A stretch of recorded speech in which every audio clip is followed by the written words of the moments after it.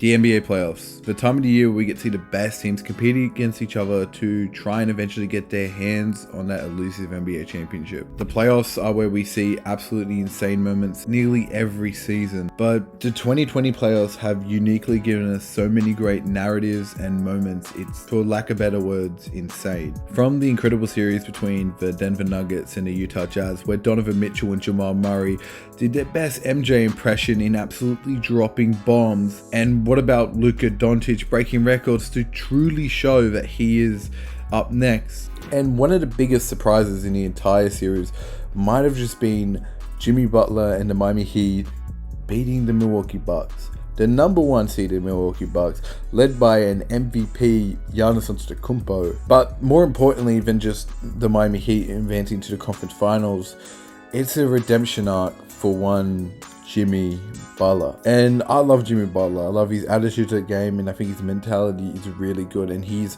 got no filter. He says what he wants to say, and he doesn't care about the repercussions. But I ain't gonna lie, I may have fallen into the idea that Jimmy was not a great influence on teams. His time with Minnesota and Philadelphia definitely damaged Jimmy's reputation. Before Minnesota, I can't remember people ever saying that Jimmy was a bad influence on a team and the type of guy to cause a scene at the detriment of the team. But after his time with Minnesota and 76ers, his name was absolutely run through the mud. But to understand this fully, we have to rewind it to 2017, where Jimmy Butler was traded to the Timberwolves. And for the first time in a long time, the Timberwolves actually looked promising. With what already looked like a super promising young core of Wiggins and Towns on the team, the addition of a strong leader like Jimmy Butler would only seemingly improve them. And the Wolves would make the playoffs for the first time since Kevin Garnett was there. But the cracks had already begun to show. Jimmy's attitude was criticized during this time, and the narrative about Jimmy Butler started to change. He would eventually be traded to the Philadelphia 76ers, and the same problems would occur there than at the Timberwolves. And in retrospect,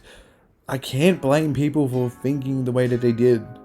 Two teams that seemingly had bright futures had their destiny changed by Jimmy. Everyone knew Jimmy was a guy that wanted to win. He had the mentality of a champion, and no one could criticize that, but maybe this was at the detriment of the teams he joined. Now we're back to the current day, or pretty close to it.